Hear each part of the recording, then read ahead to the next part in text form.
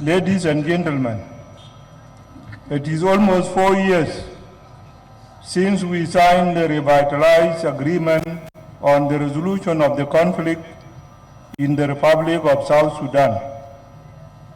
Out of all the chapters of the agreement, the graduation of the unified forces under Chapter 2 has been the most challenging and yet the most important. The cadets we are going to graduate in this phase are 52,000 in total. We are graduating them in phases because the training centers are widespread across the country, and it is difficult to access some of them because of the floods. Your Excellencies, distinguished guests, ladies and gentlemen, the batch we are graduating now are the cadets in training centers in parts of the greater Equatoria. The graduation of the other cadets in Greater Bahr el Ghazal and Greater Upper Nile, respectively, will follow. I take this opportunity to thank the cadets who are being graduated today and those who will subsequently will be graduated.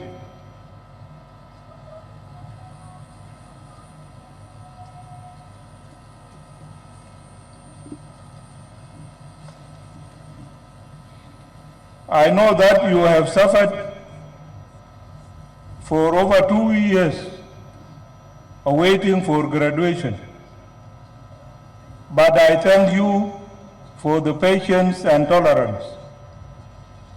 What you have done, we have gone through, is part of the struggle for the freedom and independence of our people and country.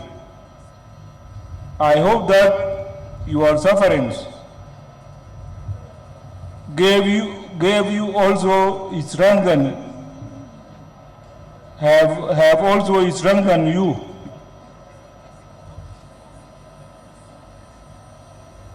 And your resolve to defend your country and protect your people. Your Excellencies, ladies and gentlemen, getting freedom for our people and independence for South Sudan has been very difficult and expensive.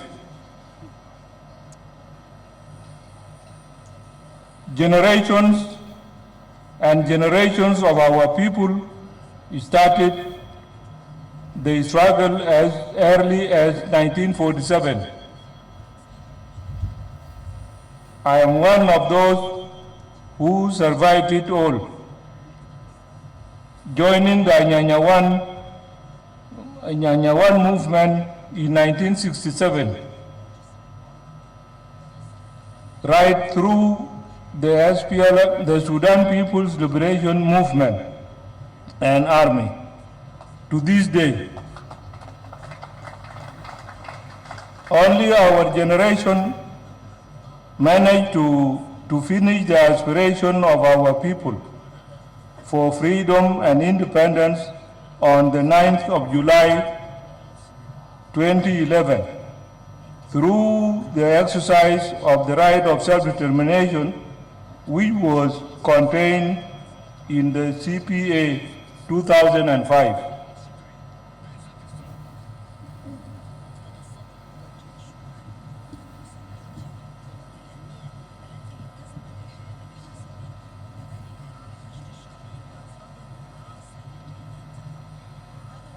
Unfortunately, we lost track of this important mission by engaging in unnecessary internal conflict in December 2013 and July 2016. That mistake has cost us dearly, including economic destruction, to the extent that we could not pay for some critical needs to implement the agreement. Now that we have realized our mistake, signed the revitalized agreement on the resolution of the conflict in the Republic of South Sudan in September 2018, and the roadmap for peaceful and democratic end to the transitional period of the agreement on 3rd August 2022. We must commit to help our people by working hard and honestly to establish our country and provide services to our long-suffering people. On that note, I thank the parties to the agreement for their cooperation and for building a trust amongst us. Reducing the trust deficit after such a brutal internal war has never been easy. But I thank God we have slowly been able to work on it, and we have made substantial improvement.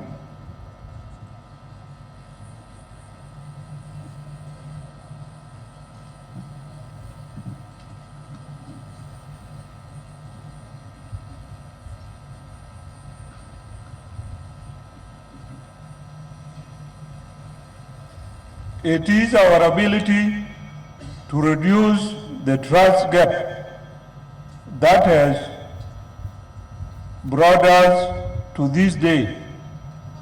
Once again, my brothers and sisters, I thank you all, and I encourage all of us to continue with that spirit. The graduating cadets,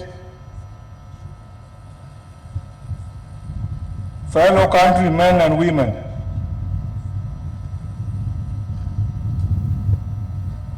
to cadets, from today, you are not the military wing of any of the parties to the conflict.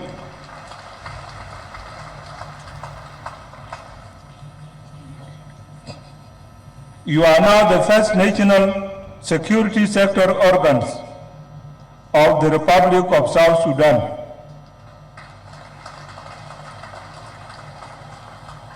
And as the President of the Republic, I am your Commander-in-Chief. If your Commander-in-Chief was the chairperson of the SPLA-IO, Dr. Riek Machar, or Hussein Abdel-Baghi, or any other unknown Commander-in-Chief, they are no more your Commander-in-Chiefs today. I am the only Commander-in-Chief.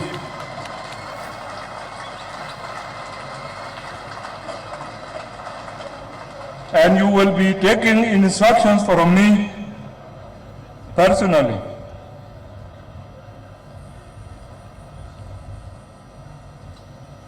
Now you belong to the Republic of South Sudan and its people.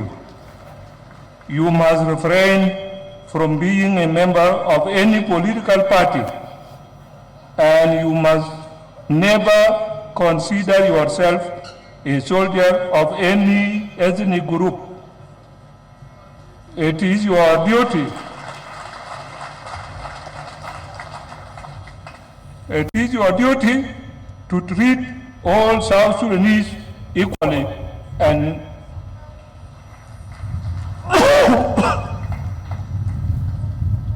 in justice and equality.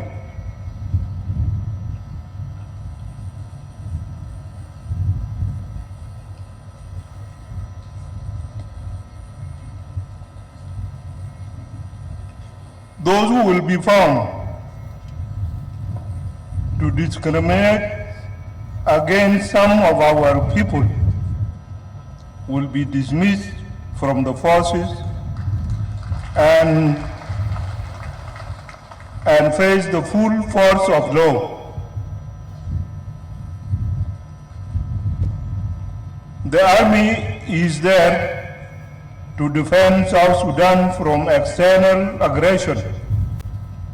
The national security is to collect intelligence to ensure that there is no danger against South Sudan. Those in the police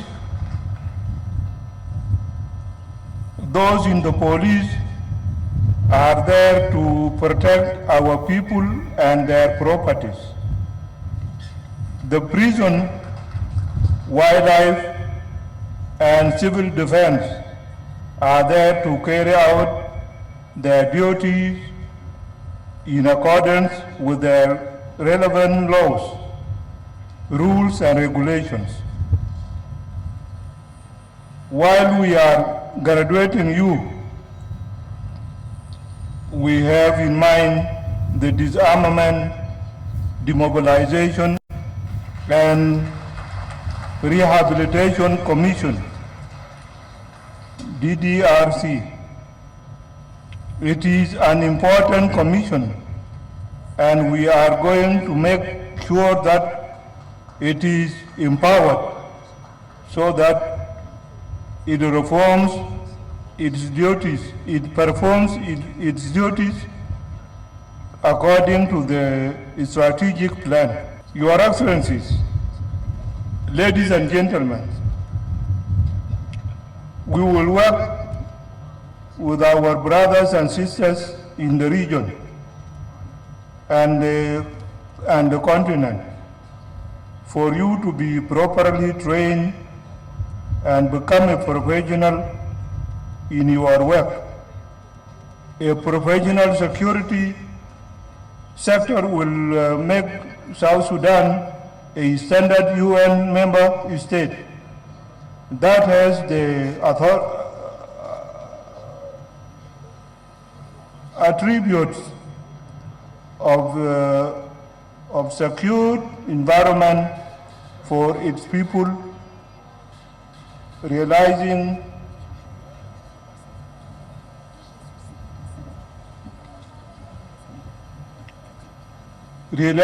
socio-economic development, efficient delivery of services to its people, respect for human rights, and engaging in infrastructure development nationwide.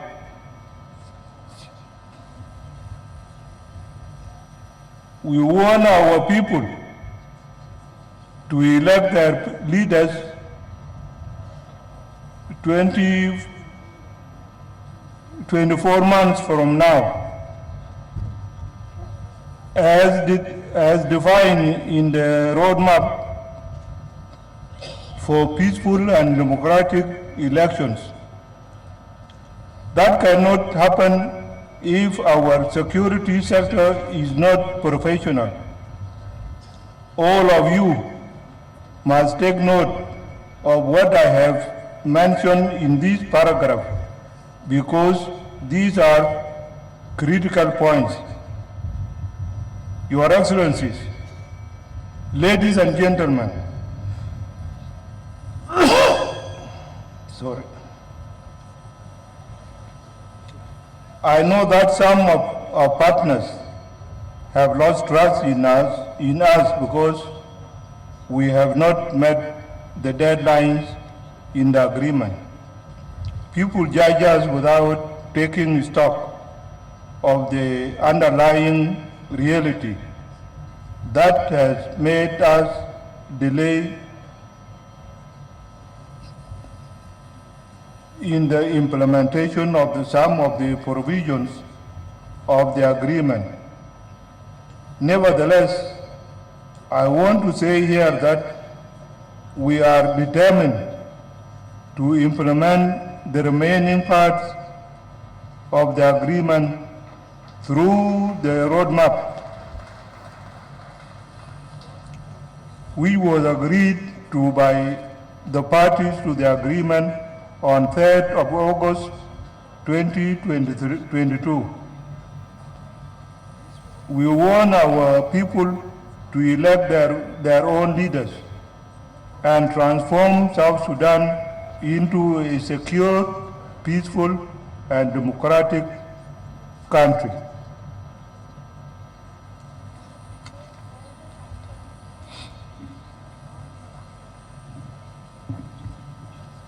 I have said many times that I will never take South Sudan back to war again. And I'm repeating it today, that you are now being graduated here is not that we are going back to war. If you have such a thinking in your mind, or some of your commanders are telling you that you are being trained to go back to war, it will never happen. And I must tell you,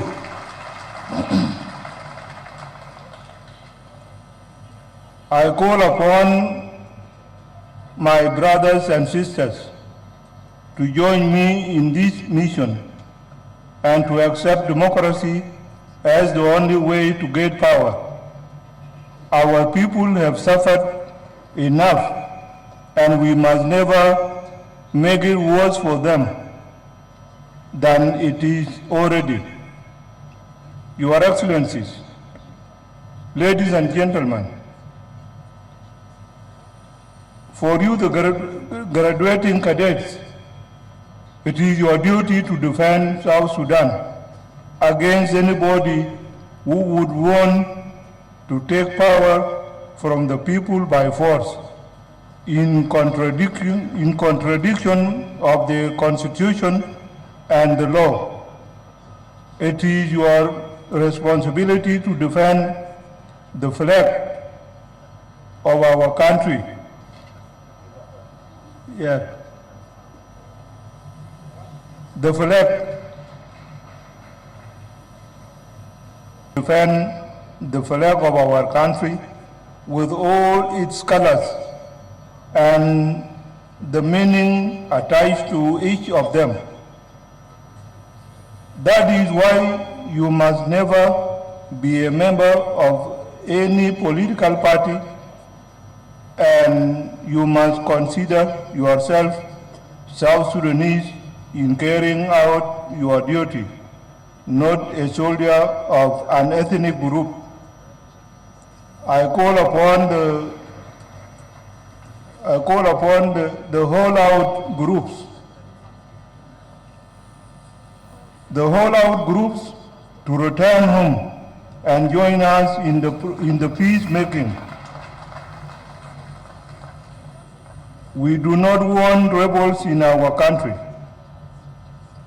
We want to disarm our civilians so that we combat community violence, eradicate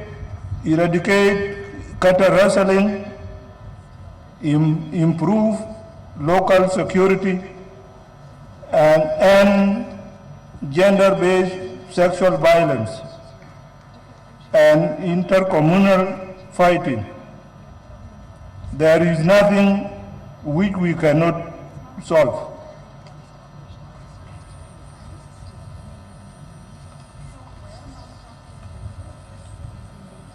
We are committed to the San Egidio Rome framework, and we encourage all of you to also take it seriously so that all of us participate in building our country together as people of one nation. Your Excellencies, distinguished guests, ladies and gentlemen, to conclude, allow me to appreciate Honorable Tut Galwak in his capacity as the chairperson of the Peace Implementation High-Level Standing Committee, Dr. Martin Elia Lumoro, Minister of Cabinet Affairs and Secretary General of the committee, and all the members of the committee for their dedication to implement the agreement and for exercising collective responsibility. Finally, let me again welcome our high-level delegation from different countries of our region, and thank you all for listening to me. I wish those of you who are who will return to their capitals a safe journey back home, and those who will stay with us overnight a joyful stay. Thank you once more, and God bless all of you, and God bless South Sudan.